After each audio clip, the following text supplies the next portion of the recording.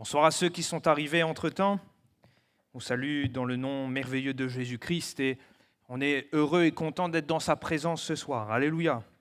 Et plaise à Dieu que, oui, nos prières, nos louanges soient comme un sacrifice devant lui, devant sa face, et que le fruit de nos lèvres soit tel ce sacrifice comme nous le montre la parole de Dieu, agréable devant lui. Alléluia. Ce soir, dans l'optique de réfléchir autour de la prière, j'aimerais voir avec vous un texte du Nouveau Testament qui se trouve dans le livre des Actes au chapitre 12 et on va déjà tourner les pages de notre Bible pour aller dans ce chapitre 12 du livre des Actes.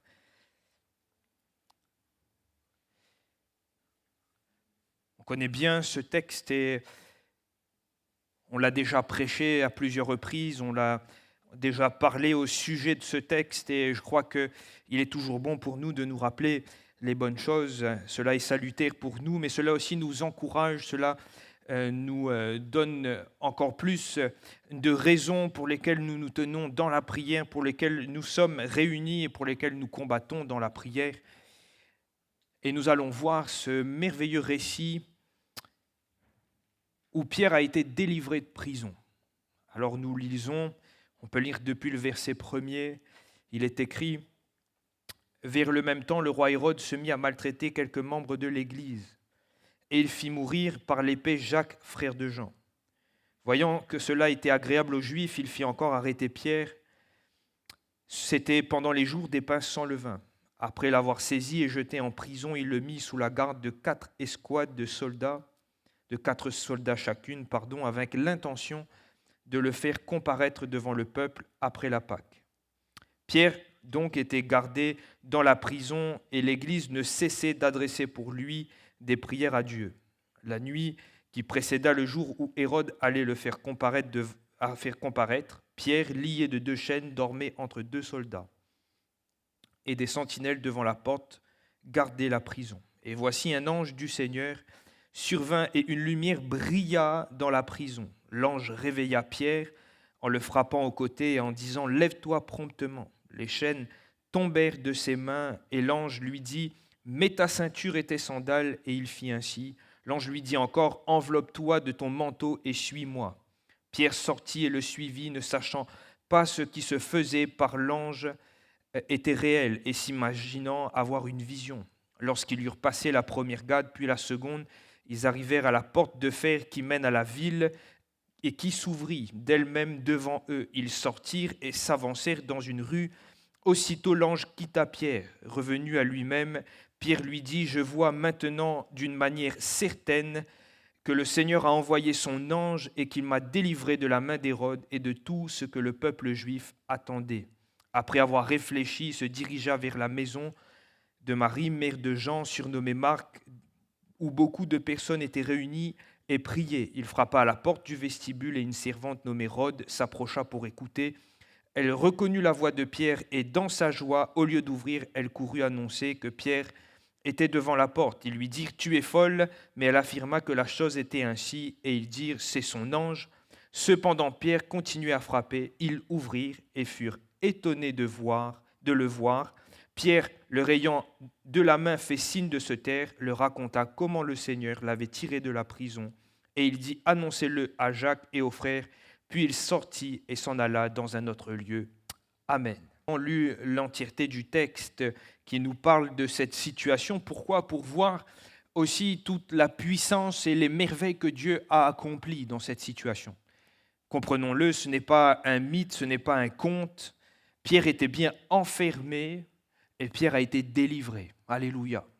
Pierre était bien dans une situation qui était pour l'homme impossible à régler, si ce n'est de comparaître, de faire justice. Pierre ne pouvait pas s'évader de prison, il était gardé, 2 soldats étaient à côté de lui lorsqu'il dormait. Mais c'est Dieu qui est intervenu. Même là où il y avait presque une impossibilité humaine, c'est Dieu qui est intervenu. C'est Dieu qui a agi puissamment et c'est Dieu qui a retiré Pierre de sa prison. Alléluia. Et moi, je crois que le Seigneur est toujours capable d'agir avec autant de puissance. Amen. Le Seigneur est toujours capable d'intervenir, même là où nous avons nos impossibilités. Le Seigneur est capable, même là où il semblerait avoir une voie sans issue, de nous donner une issue. Même là où nous sommes enfermés, captifs, le Seigneur est capable de nous délivrer.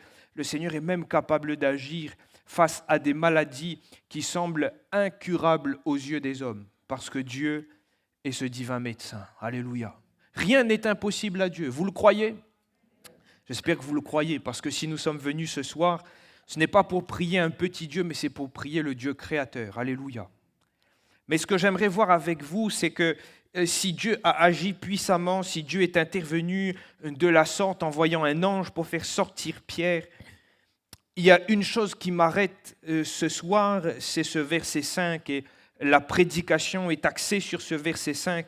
C'est alors que Pierre est en prison, la Bible nous dit, l'Église ne cessait d'adresser pour lui des prières à Dieu. Et voilà le rôle que l'Église a tenu dans l'histoire. Certes, l'histoire prend beaucoup de place en dépeignant tout ce qui s'est passé autour de Pierre. Mais qu'est-ce que faisait l'Église alors que Pierre était en prison ? Elle ne cessait d'adresser pour lui des prières à Dieu. Et j'aimerais dire que s'il y a une action puissante, on pourrait aussi parler d'une prière puissante qu'on trouve dans Acte 12. Parce que cette prière, alors que l'Église a prié pour que Pierre soit libéré, on a vu que la prière a été exaucée, que Pierre a été libéré. Alléluia. Et je crois qu'on aimerait tous vivre de tels moments, ou alors quand de tels rassemblements où nous sommes ce soir, nous nous rassemblons dans l'optique de prier, de combattre, de chercher la face du Seigneur pour nos besoins. On aspire tous à voir de véritables déferlements de puissance de Dieu tels que cela s'est passé pour Pierre. On aspirerait aussi à voir des captifs être libérés, on aspirerait tous à voir des malades être guéris, à voir une action puissante de Dieu. Et je crois que cela est aussi à notre portée. Et c'est pourquoi j'aimerais voir avec vous 3 caractéristiques de la prière puissante d'Acte 12. La première des caractéristiques, vous allez voir, c'est des choses très très simples. La première des caractéristiques que j'ai listées, c'est que les prières étaient adressées à Dieu. Alors ça peut paraître simple, banal. On pourrait même se dire, mes frères, nous sommes chrétiens, nos prières ne sont pas toutes adressées à Dieu. Et j'aimerais dire avec une certaine simplicité, non. Malheureusement, beaucoup de nos prières, qu'elles soient publiques ou qu'elles soient privées, ne sont pas offertes à Dieu. Pourquoi ? Parce que nos prières, pour que notre prière soit adressée à Dieu, il faut que d'une manière positive et consciente, nous nous approchons de Dieu quand nous prions. Pour que nos prières soient adressées à Dieu, il faut que finalement on l'a donné à Dieu. Il faut que Dieu ait été là quand nous avons prié et que nous lui avons donné le sujet de notre prière. Et je note que bien souvent, lorsque nous prions, trop chargés par nos sujets, nos besoins, parfois pressés par le temps, notre esprit erre ça et là, des fois il fait le tour du monde, et nous finissons par déballer une liste de requêtes, de sujets, de demandes, en nous disant que du haut de son ciel de gloire, le Seigneur nous entend et qu'il saura nous répondre. Pourtant, frères et sœurs, permettez-moi de ramener cette vérité essentielle de la prière du disciple. Jésus ne nous a-t-il pas enseigné que la prière était avant tout un temps de communion, un temps de relation ? Jésus n'a-t-il pas dit dans Matthieu 6,6 « Quand tu pries, entre dans ta chambre, ferme ta porte et prie qui ? Ton Père qui est où ? Qui est là dans le lieu secret ?» Le destinataire de la prière n'est pas quelqu'un qui est d'en haut dans son ciel de gloire, mais Dieu qui vient dans notre lieu secret. Jésus nous a enseigné que la prière du disciple est avant tout un temps de relation, un temps de face à face, un temps de communion. Pourtant, plutôt que cette relation face à face avec le Seigneur et que le Seigneur nous invite à vivre, parfois l'esprit tellement centré sur nos besoins, comme je l'ai dit tout à l'heure, plus que sur le Père aimant qui peut nous donner et qui veut être présent dans ce temps de relation, nos prières, plutôt qu'une relation, ressemblent plutôt à des bouteilles remplies de requêtes que nous lançons à la mer en espérant que Dieu va répondre. Pourtant, ce n'est pas ce moyen de communication que le Seigneur veut établir et vivre avec nous. Le Seigneur veut vivre une relation face à face dans le lieu de la prière. Et c'est pourquoi je dis que non, pas toutes nos prières sont offertes à Dieu. Pourquoi ? Parce que si nous oublions Dieu dans notre temps de prière, si nous oublions lorsque nous fermons les yeux, que nous entrons dans le lieu de la prière, si nous oublions de chercher la face de Dieu, Dieu n'est pas là. Et notre prière, finalement, elle n'est pas offerte à Dieu, c'est plutôt une liste comme de courses, comme de requêtes que nous donnons et que nous jetons dans une bouteille à la mer en attendant une réponse, en espérant une réponse. Avant toute chose, Dieu cherche une relation. Avant toute chose, Dieu cherche qu'au travers de la prière, nous venons le rencontrer. C'est au travers de la rencontre que nous lui adressons nos sujets. C'est au travers de ce face-à-face que nous pouvons vider notre cœur et lui dire nos besoins. Il est donc question pour chacun d'entre nous, lorsque nous prions, de prendre conscience que le Dieu créateur est là. De prendre conscience qu'il est présent. Avant même d'adresser la moindre requête à Dieu, il est très important d'avoir conscience qu'il nous faut entrer dans sa présence. Et parfois même, il faut réaliser profondément que le Dieu créateur, celui qui a fait le ciel et la terre et tout ce qui s'y trouve, même nous, est présent dans ce lieu de la prière. Et bien plus qu'être présent, qu'il prête l'oreille à nos sujets. C'est alors que lorsque nous réalisons pleinement sa présence, que nous entrons dans sa présence, que notre prière est adressée à lui, parce qu'il est là, dans le lieu où nous prions. Il est là dans ce temps de relation. Ce n'est pas juste une commande, mais c'est une communion. Alléluia. Alors oui, cette prière nous amène à considérer que cela nécessite la foi. Pourquoi ? Parce que lorsque nous prions, il est vrai, Jésus nous a dit, entre dans ta chambre, ferme la porte, et le Père qui est là dans le lieu secret te le rendra, il t'écoute, il t'entend. Mais il faut reconnaître que si nous rentrons chez nous, nous nous fermons dans la chambre et que nous nous mettons en prière, Jésus n'est physiquement pas présent. C'est pourquoi je dis que la prière nécessite quand même la foi. Parce que lorsque nous prions, lorsque nous nous tenons dans ce temps de prière, il est important pour nous de croire que ce que la Bible dit est vrai. Que si Jésus a dit que Dieu viendrait dans le lieu secret, alors que je cherche sa face, Dieu est bien présent. Si Dieu a dit qu'il prête l'oreille à ma requête, il faut que je sois conscient que, alors que je lui donne mes soucis, mes requêtes, mes sujets, Dieu entend. Il faut que je prenne véritablement confiance que bien plus que entendre, c'est ce que la Bible nous dit, Dieu est disposé à répondre à nos besoins. Alléluia. S'il me faut chercher sa présence pour lui adresser ma prière, il me faut véritablement entrer dans une attitude de foi. La prière engage ma foi. Et ça peut paraître très simpliste ce soir, je le reconnais. Mais comprenons une chose, que c'est à la foi que Jésus regarde. Regardons dans le Nouveau Testament et dans les évangiles toutes ces personnes qui se sont approchées de Jésus avec des mots incurables. On peut parler de la femme à la perte de sang, de Jairus, on peut parler de Bartimée, on peut parler de l'homme à la main sèche, on peut parler du lépreux. Et j'en passe, il y a tellement d'exemples. Toutes ces personnes se sont approchées de Jésus avec un mal qui était incurable, que personne ne pouvait rien faire pour eux. Mais qu'est-ce qui a été vu de Jésus ? C'est leur foi. Ils se sont approchés de Jésus avec la ferme espérance que Jésus était en mesure de changer leur situation. Et c'est en réponse à leur foi que Jésus va guérir, sauver et rétablir ces personnes. C'est face à la foi, et regardez à cette femme syrophénicienne, Jésus va lui-même lui dire, voyant sa foi, qu'il te soit fait comme tu veux. Parce que ce qui a arrêté Jésus, c'est la foi. C'est le fait que ces personnes, cette femme syrophénicienne ou celle à la perte de sang, se sont avaient dans leur cœur l'intime conviction que Jésus était capable de changer leur situation. Et nous sommes appelés, frères et sœurs, à vivre la même réalité. Regardez avec moi la parabole, l'histoire plutôt de la veuve et du juge inique. Cette veuve a importuné le juge. Pourquoi ? Parce qu'elle savait qu'il était en mesure de régler l'injustice qu'elle avait subie ou qu'elle subissait.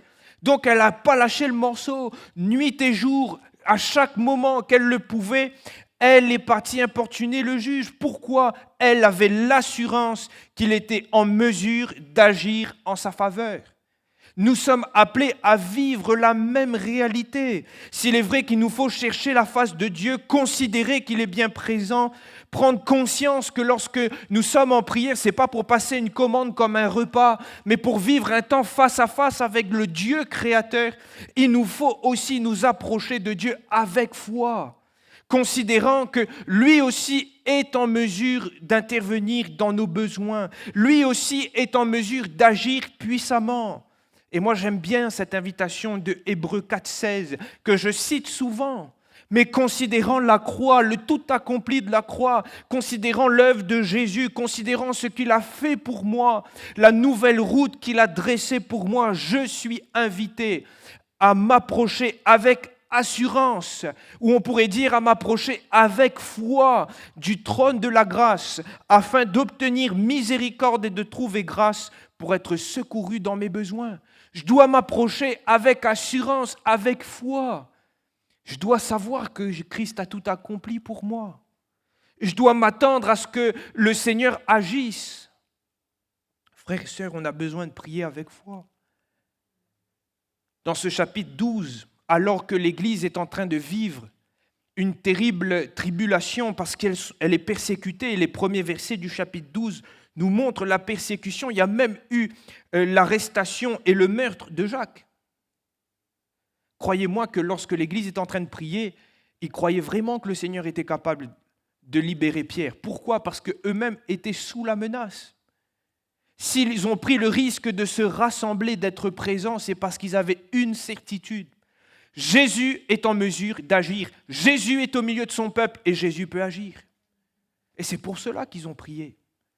Et finalement, la puissance de cette prière se révèle aussi tout en partie à cause de la foi que ces gens ont eue en Jésus.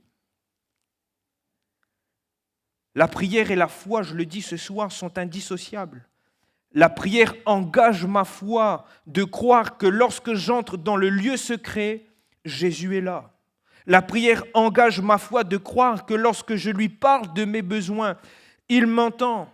La prière engage ma foi de croire, bien plus que Dieu prête l'oreille à mes requêtes, mais que Dieu désire me donner ce dont j'ai besoin. La prière engage ma foi. Et nous pouvons, il est vrai, venir dans ce lieu. Et nous sommes là ce soir. Dieu ne parle pas aux absents, il ne parle qu'aux présents. Nous pouvons venir dans ce lieu. Nous pouvons même chez nous prier. Mais sans nous arrêter, sans nous poser la question, sans chercher la face de Dieu, mais aussi sans nous attendre à ce que Dieu agisse. Mes frères et sœurs, la prière puissante d'Acte 12 nous montre que l'Église s'attendait à ce que Dieu agisse. L'Église s'attendait à sa présence et l'Église s'attendait à ce que Dieu intervienne. Alors on pourrait épiloguer beaucoup, il y a tellement de raisons pour lesquelles nous pourrions ce soir venir avoir des sujets, peut-être prier, peut-être ça fait quelques semaines que tu pries pour tes sujets, pour un sujet en particulier. Mais force est de constater que tu n'as plus dans ton cœur cette conviction que le Seigneur peut agir. Il y a tellement de raisons pour cela. Parfois, on est déçu parce que le temps passe et la chose demeure. Parfois, on est déçu aussi parce que les choses ne concourent pas dans le sens où on voulait que cela concourt. Parfois, on est déçu même de Dieu parce qu'on est arrivé au point en se disant « mais j'ai prié, le Seigneur n'a pas agi ». Mais j'aimerais te dire que la prière qui est suivie d'une grande efficacité, c'est la prière de la foi. Et qu'il est important pour toi ce soir, dans tes sujets personnels, que ce soit dans ta prière personnelle, individuelle, ou que dans ces moments de prière collectif, que nous ayons la foi. Jésus est là ce soir par son esprit. Le Dieu créateur, celui qui a tout créé, siège au milieu de son peuple. Et bien plus que siéger au milieu de nous ce soir, il est là, il entend nos prières. Il est sujet aussi à nous répondre selon nos besoins. Mais il faut que nous nous approchions de lui avec la foi. C'est cela que le Seigneur rémunère. C'est la foi dans notre cœur. Alors j'aimerais te dire, pour toi qui peut-être les circonstances, les difficultés font que tu n'as peut-être plus suffisamment cette confiance, cette assurance pour dire « Seigneur, tu es capable de changer la situation ». Permets-moi de t'inviter à changer ta prière en disant « Seigneur », ou plutôt de dire « Seigneur, change la situation », dis « Seigneur, donne-moi la foi de voir cette situation changer ».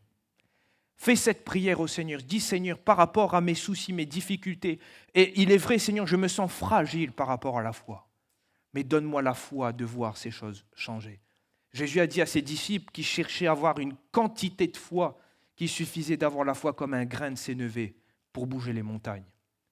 Alors il est des fois important pour nous de considérer qu'il nous faut simplement venir au Seigneur en disant, Seigneur, donne-moi la foi qui me manque afin de voir cette montagne se changer et disparaître. Alléluia.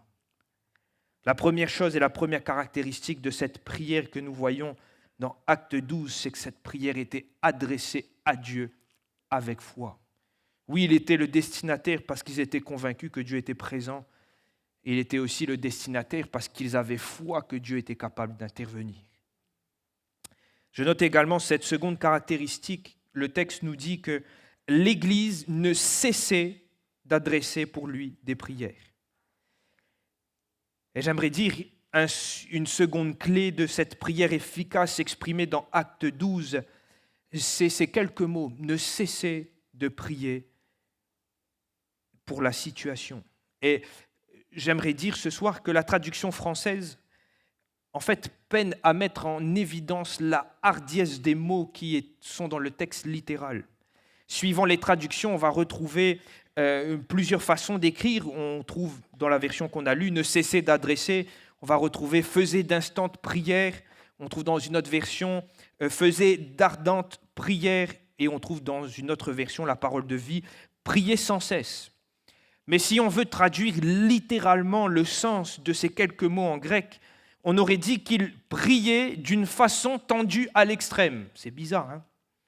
Mais tout cela pour nous imager et nous faire comprendre qu'il y avait une intensité dans la prière. L'Église n'était pas en train de prier « Seigneur, délivre Pierre ». « Seigneur, délivre Pierre ».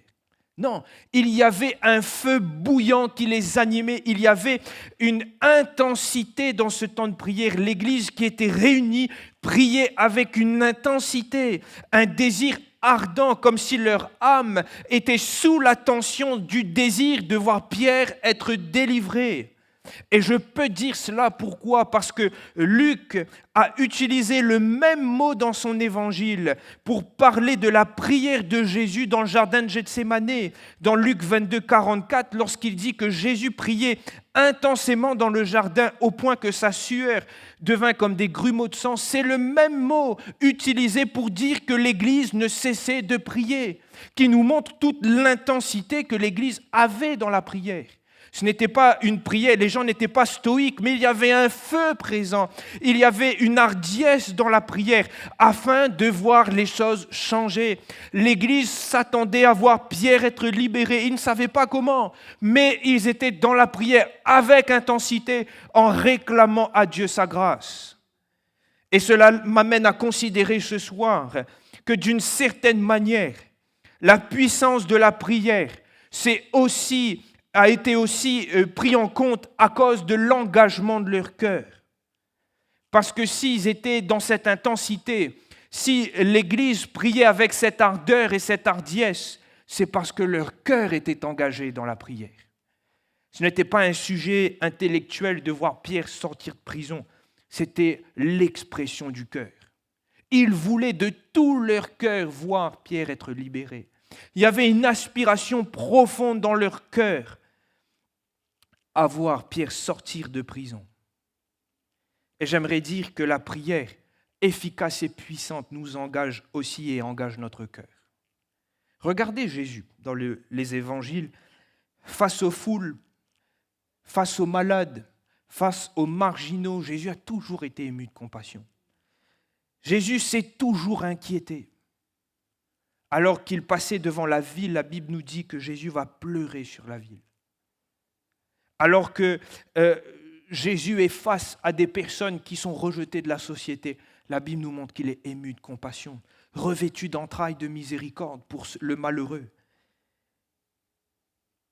Et je crois que nous avons besoin aussi de nous revêtir parfois d'entrailles de miséricorde, d'avoir un cœur engagé dans nos sujets. J'aime bien, moi, l'exemple de Paul dans l'Épître aux Romains. Il va leur demander de combattre avec lui dans la prière.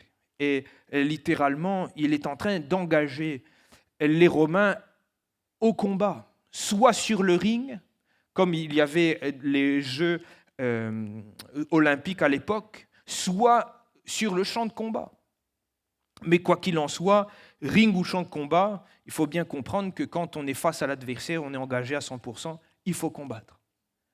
Mais Paul, lorsqu'il parle aux Romains, il les engage dans le combat, comprenant là qu'il y a un engagement à 100% dans la prière. Et j'aimerais nous le rappeler ce soir, c'est que si nous voulons prier d'une façon efficace, il faut que cette prière sorte du cœur, frères et sœurs. Et je sais combien il est plus facile d'être pris d'entrailles de miséricorde ou que le cœur soit investi dans la prière quand les sujets nous concernent. Mais nous avons besoin d'avoir le cœur engagé aussi quand les sujets concernent nos frères, nos sœurs, notre Église. Nous devons aussi avoir un cœur engagé quand les sujets engagent l'évangélisation, notre île, la situation de notre pays. Nous avons besoin d'être revêtus d'entrailles de miséricorde, afin de prier dans cette même hardiesse, avec cette même intensité. Alors on pourrait se dire, frère, mais comment je vais trouver cette ardeur?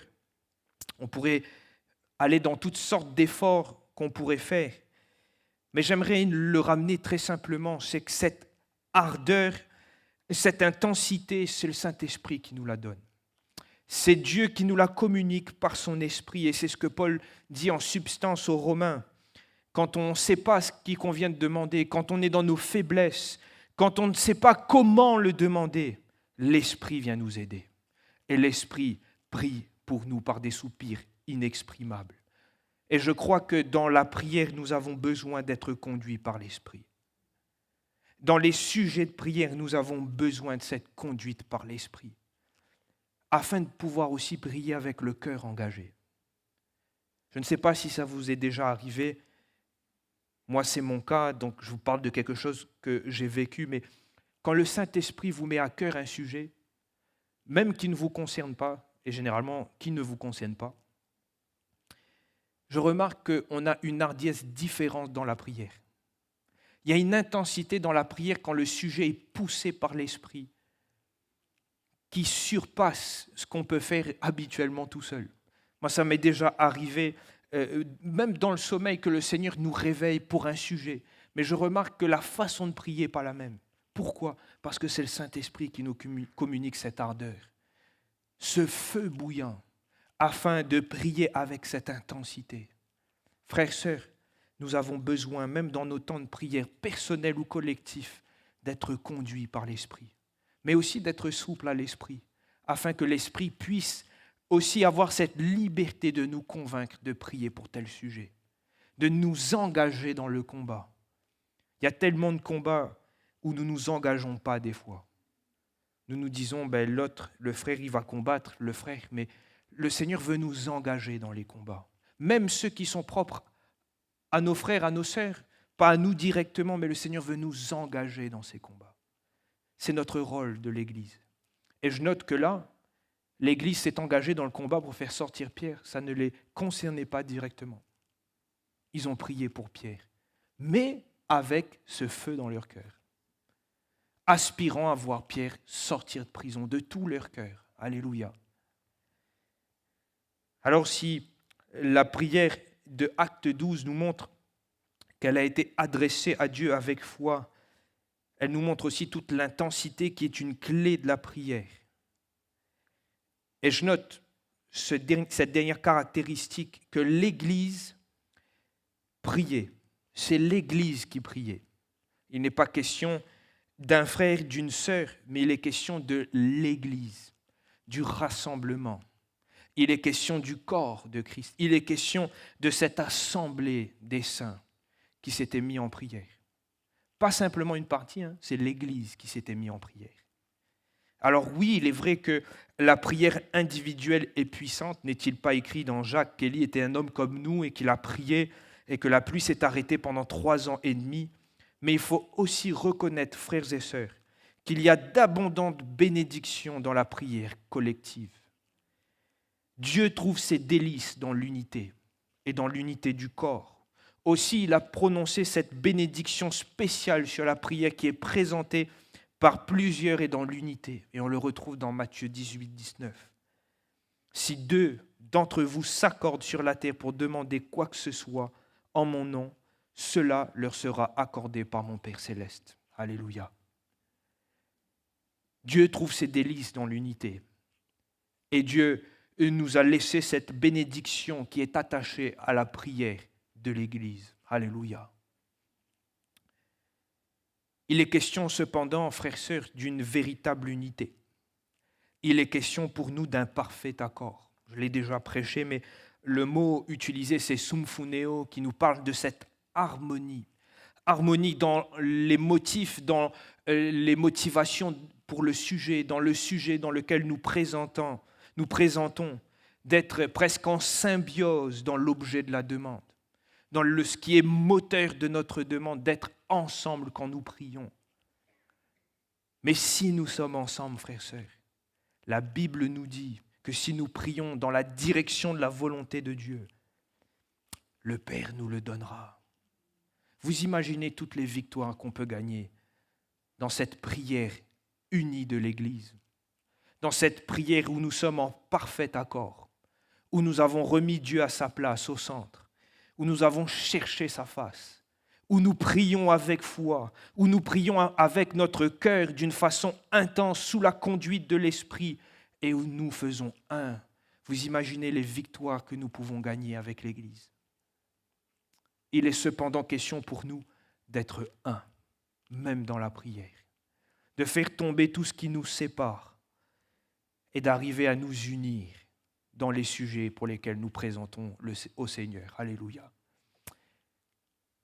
Et je crois que nous pouvons aussi vivre, parce que la Bible n'est pas un livre d'histoire, mais la Bible nous parle de choses que nous pouvons vivre. Je crois qu'on peut vivre aussi ce qui s'est passé dans Acte 12.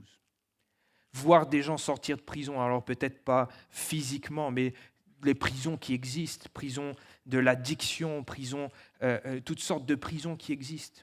Je crois que lorsque l'Église fait bloc, fait un, prie avec foi, en laissant le Seigneur nous conduire dans les sujets, on peut voir des foyers être établis, des ruines, sur des ruines, voir le Seigneur reconstruire, on peut voir des malades être guéris, on peut voir des âmes venir au Seigneur, avant même que nous puissions parler de Jésus. Parce que si nous faisons bloc dans la prière, il y a de grandes choses qui nous attendent, frères et sœurs. Mais voulons-nous être un? Voulons-nous prendre à cœur le sujet du frère, de la sœur? Voulons-nous prendre à cœur le souci de mon frère, ma sœur? Voulons-nous prendre à cœur, nous qui sommes peut-être dans des foyers qui tout va bien? Voulons-nous prendre à cœur le sujet des familles en souffrance? Voulons-nous prier, pleurer avec celui qui est malade, même si nous sommes bien? Voulons-nous être revêtus d'entrailles de miséricorde pour ceux qui périssent alors que nous sommes sauvés? La question est de savoir, est-ce que nous voulons nous engager dans le combat de la prière? Il y a tellement de grandes bénédictions dans ce combat quand l'Église fait bloc et l'Église fait un. Alors, frères et sœurs, cette Église primitive n'était pas parfaite, loin de là. Nous ne sommes pas parfaits, loin de là également. Mais dans ces 3 caractéristiques, nous pouvons quand même chercher la face de Dieu. Afin peut-être individuellement et aussi collectivement replacer Dieu à la bonne place lorsque nous venons. Pas sortir le carnet de commandes en disant « Voilà Seigneur, ce que j'ai besoin ». En disant « Seigneur, je veux réaliser que tu es là. Tu es présent ce soir, au milieu de ton peuple. Toi, le Dieu créateur, qui je suis devant toi, Seigneur. Je veux réaliser que tu es là. Par la foi, je saisis que ta présence est là, Seigneur. Bien plus qu'être présent, je réalise que tu entends mes sujets. Je réalise aussi que tu veux me donner ce dont j'ai besoin, Seigneur. Je te prie de me conduire par ton esprit dans ces sujets, afin que je mette du cœur à l'ouvrage et dans le combat, afin que je prie dans cette intensité, et afin que je prie aussi avec mes frères et sœurs. Alors voulons-nous, ce soir, très simplement, répondre à cet appel de l'Église qui prie et nous mettre en prière. Répondre à cet appel, pas simplement d'une personne, mais de l'Église, excusez-moi pour ce mot, mais l'union fait la force ce soir. Voulons-nous nous unir dans la prière, combattre ensemble, combattre pour notre Église, combattre pour ceux qui sont malades, combattre pour les foyers en difficulté. Voulons-nous nous unir et répondre à cet appel? Le Seigneur nous attend sur le champ de bataille. Il est là ce soir. Alors puissons-nous considérer sa présence et lui faire connaître nos besoins.